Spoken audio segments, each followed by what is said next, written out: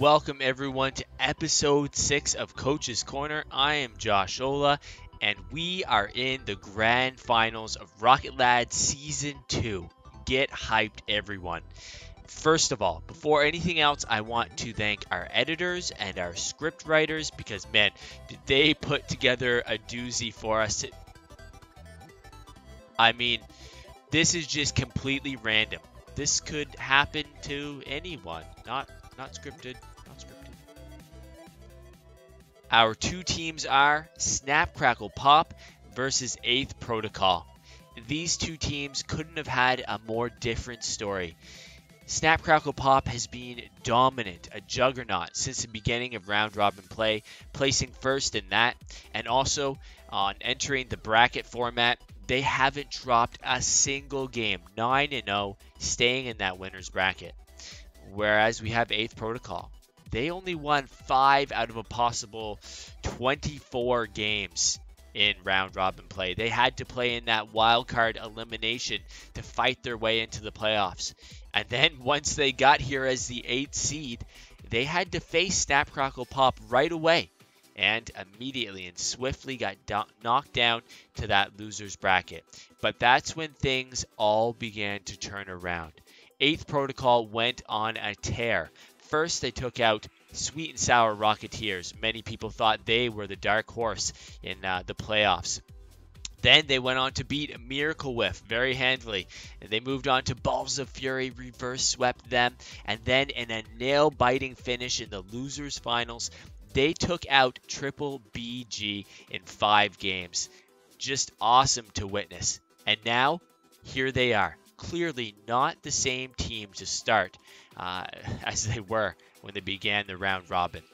And they're getting their chance to get their revenge on the team that sent them down into that loser's bracket as they face off against Snap Crackle Pop in the grand finals. On this episode of Coach's Corner, we're going to do something a little bit different. We're going to look at, first of all, each team, and as a team, as a whole, what makes their team awesome. Some stats that will highlight the reasons for that. Then we're going to break things down a little bit further and look at each player individually and see what they bring to the table, what they excel in, and why all of them absolutely deserve to be here tonight. So let's begin with SCP. Just listen to these stats, and there's too many of them for me to do that thing where I put them up here. I just couldn't fit them all. So let's just run through it. And keep in mind, these are stats that are only from bracket playoff play. They're not from the round robin. They don't include those. Also, that they're all averages per game because some teams didn't play as many in the playoffs, obviously. So all of these stats are averages per game. So here we go. SCP finished first in total player score, first in goals scored, first in assists, first in goals conceded. So they conceded the least amount of goals. First in shots conceded. They actually tied him first for that. First in shooting percentage. That is a lot of firsts. And then they finished second in saves, which I think is a good thing. So they finished second in that. Third in demos put on the other team. And I guess what is their worst stat? They finished 5th in demos taken. So simply unbelievable, the statistics that this team has accumulated. Probably the one thing that stands out the most to me about SCP Snap Crackle Pop is their improvement in assist since round robin play. They finished 6th, if you can believe that, in round robin play with only 1.38 assists per game. Since then, in the playoffs, they have skyrocketed to first with 2.33 assists per game. Almost one more assist per game. The next closest team is Triple BG with 1.47. So first, 2.33 at SCP, and second, way off, 1.47 on Triple BG.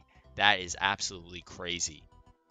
Now let's get more in depth on SCP. we're going to take a closer look at Lego Maego, Liquid Wayno, and JC Newbie. We'll see what each of them brings to the pitch individually, but how together they make an awesome team. Now we're going to see JC Newbie, and to think how much he's improved is just awesome to me. He seems so passive. You didn't know whether he was going to hit the ball when this tournament first started out, and as we're seeing in all of these clips that we're looking at now, these are all taken from one single game. The way he's able to challenge, hit the ball, and not only that, what impresses me the most, as you'll see in all of these, is the power that he's getting on his touches, on his clears, and it's really awesome. And when you stop and think about it, if he can challenge, say, against myself or Crow or Polar Bear, and if he wins that challenge, basically JC Newbie has just taken an awesome player out of the game. So props to him, the way he's played, and even seeing from these clips, even scoring goals, stepping up, making those shots, making those goals, getting those passes. He's doing it all now. Super impressive to see from JC Newbie. Now we're going to be looking at Liquid Wayno. And Liquid Wayno in this replay is going to see a small glimpse of what I think makes him such an asset and really the key to this team's success. He's such a supportive player. When I think of Wayno, I think of a solid, reliable teammate that enables Lego to be great and enables JC to also be able to support and slot into that team. So in our example here, we're going to see Wayno waiting patiently. He waits for 2 touches from his teammates, and because of that patience and that not overcommitting, not trying to play too fast, but just playing paced and reliable, he's able to set himself up for a really nice pass, and then he has enough mechanical skill as well to go up and make a really nice pass out, so he's not greedy as a teammate either, always going for those goals. He gets a really good pass here out to the mid that's not expected, and Lego's able to come in and finish it. So again, as good as I think Lego is and my MVP, and as much as I believe JC Newbie has improved over the season, I think that the key to SCP's success is the solid, reliable play of Wayno that enables Lego to make those plays and to be all over the field, because he can count on Wayno so much to be there for a pass or be there for a clear or a save. So props to Wayno for the way he's played this season. We are now going to be looking at Lego, who I would say gets my vote for MVP. Just the way he's played this season has been outstanding. And you may think when we've come to his clip that we're going to see some kind of spectacular play, but that's not what we're going to see. We know that Lego can pop off at any moment and hit those backboard reads, those double touches, air dribbles, flicks, all of that stuff. What we're going to look at is what I think really makes him the MVP of the season, and it's those things that we may not even notice going on in the field, how he plays and how he supports his teammates, and we're going to look at that in a clip now. So what we can see here is SCP is pressuring triple BG. Wayno's trying to get a pass through. Pass doesn't quite come through. He doesn't commit Lego here. He starts rotating back, and he sees his teammate, JC Newbie, who is rotating in on the play. And so if we go a little further, we may think, well, Lego is clearly the better player between JC and Lego. So wouldn't it make sense if Lego should take the ball. He should touch the ball as much as he possibly can. And well, maybe that might be true if your singular goal is just to win and to win in any way possible. But here he shows MVP teamwork. He recognizes the position of JC, and he's going to allow him to play, which is the right thing to do. It doesn't cause an overcommit. It doesn't put JC out of the play. And really, if Lego was to touch this, then he would be only the one passing it and JC the one taking it. So it's really smart, big brain level plays here. So we see what he does. He allows JC to come in, clear that ball, follows up the play with JC, and JC gets a nice little tip.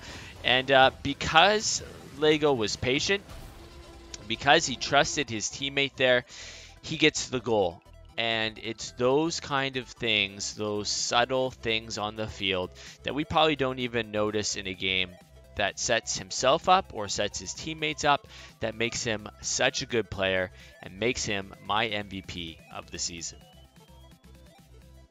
Need I say anymore? This team has been an unstoppable force since week 1, but they may be about to meet their immovable object. Now we're going to talk a bit about 8th Protocol, and we're going to focus in on one key stat in recent weeks that I think has definitely aided this team in making it here to the Grand Finals. After 8th Protocol reverse swept Balls of Fury and I was talking to Phoenix, who's over on the desk, he said to me, we had no boost. Man, they were just stealing all the boost that was on the field. So then after they took down my team, Triple BG, which we were aware they would probably steal the boost, we couldn't stop them. So I decided to go back and see if that was the case, and if so, exactly how bad was it? In our 5-game series, Triple BG claimed a total of 192 big boosts, the 100 boosts in the corners and at midfield. 192. 8th Protocol claimed 291. Almost 100, 99 to be exact, 99 more than Triple BG got. That's 10,000 more boosts. Just think about what you can do on the field and in the air with 10,000 more boosts. Man, Slick must be drooling over there in the booth hearing us talk about that much boost and what you can do with it. That stat speaks to how fast they're playing, as well as to how well they're rotating and how well they're controlling that midfield and really the entire pitch. Definitely, this team is an immovable object. Now it's time to look closer at this team, 8th Protocol, and their players. We have iRightSense, Polar Bear, and Spudster. We're going to see for them what each of one of them excels in, what they're bringing to their team, and how, as a whole, I think they might be the best teammates in the entire tournament. When you have a third player, and really who is supposed to be your lowest tiered player, who can play the way that iRightSense has been playing and improving, it changes the whole team dynamic. It relieves that burden or thought in your mind of holding back it all, because you know if you get beat, possibly that third man won't be able to step up and make that save or make that shot. And so iRightSense has played phenomenally, and we're going to see that. We're going to look at two clips here just briefly because they kind of highlight the same thing, but I think this is what really contributed to their win in their series against Triple BG. So we're going to see Sins here coming in. She's going in, putting a challenge here on Joshola, and not only does she get to put a challenge on him, but she also recovers so well, still has tons of boost because she was picking up those small boost pads in the middle of the field, and then is able to get a really nice shot afterwards, follow it up on goal. Again, she beats all three defenders. So when that third player plays this good, it's just awesome for the whole team dynamic. Here's the second quick clip we're going to look at of iRightSense. She's in the middle of the field, and Spudster, he's over on the left-hand side of the field, and he's about to get a pass off the wall. While she cuts in field a little bit, she stays patient. She recognizes maybe that two defenders are over there on the left side of the wall, kind of stacked up. And Spudster gets a really nice pass here. iRightSense goes up. Beautiful aerial. Nice speed on the shot. If that shot any slower, Crow probably gets that save. So awesome shot.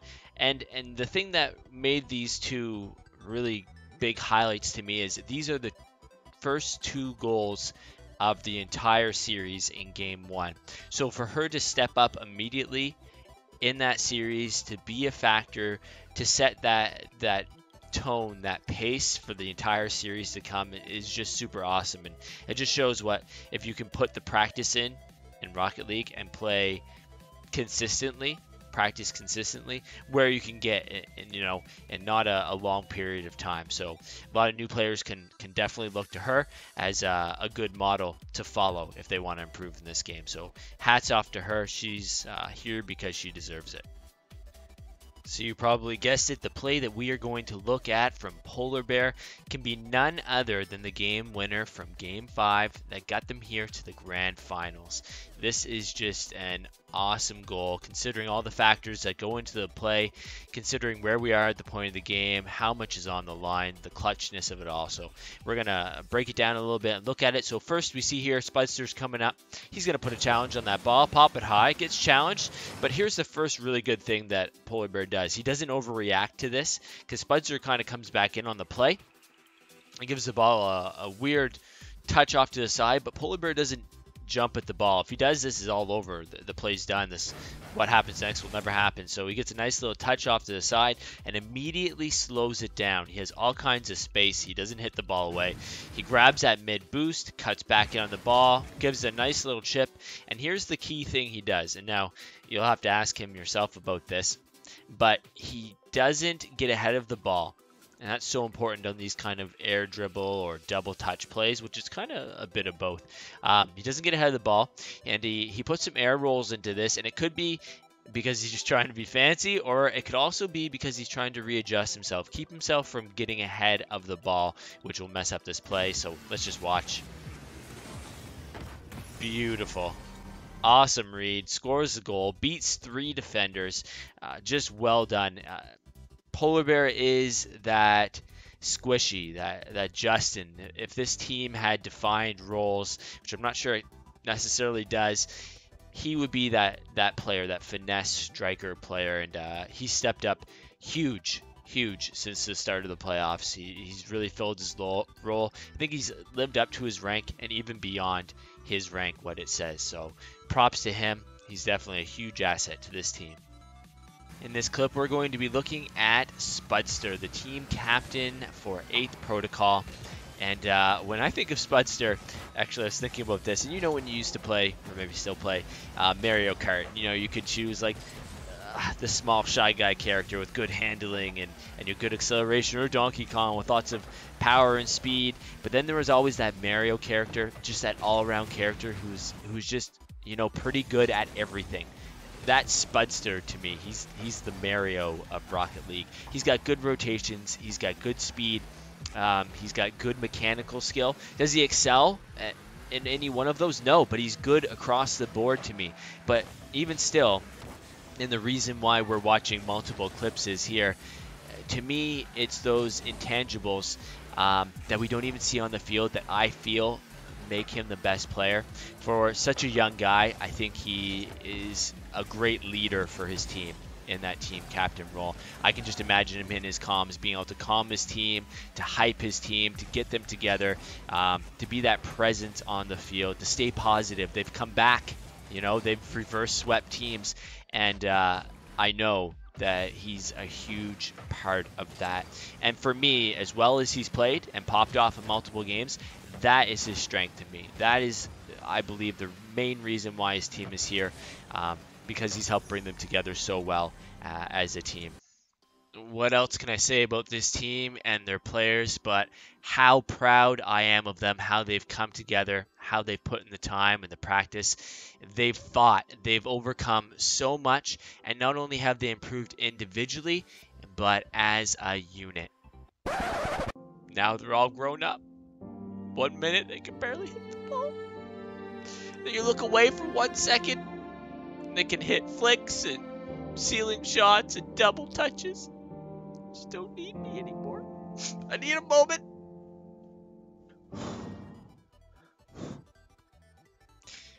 In the end, it doesn't matter really what I have to say about anything. It's up to each of our teams now. My last advice, play your game. Don't play scared. Leave no regrets. Put it all out there on the field and play your hearts out. Because after tonight, we'll only have one team, and we'll be crowning our Rocket Lads Season 2 Grand Champions. I'm Josh Ola. Thanks for watching, and enjoy the show to come. And now, we'll send it back over to the boys on the desk. Hello again. Did you think I'd leave you all hanging like that? Back by popular demand are a few more bloopers. I hope you enjoy my mistakes and my failings, so please laugh at me in the following video. See you on the pitch.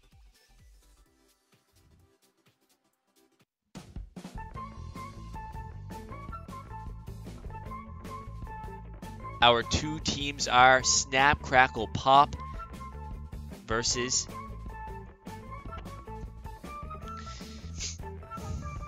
or many stats that have helped show them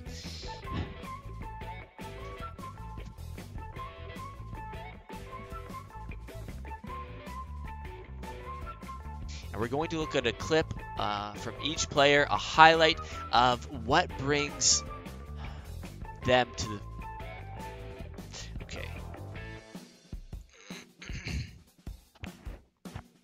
they make an unstoppable. I seem to have deleted my script. Okay.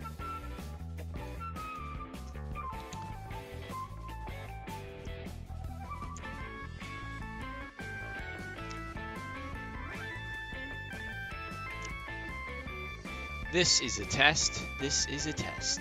This is a test.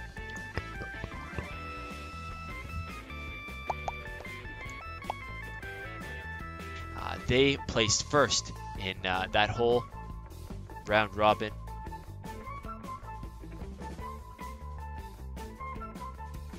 So let's begin with SCP.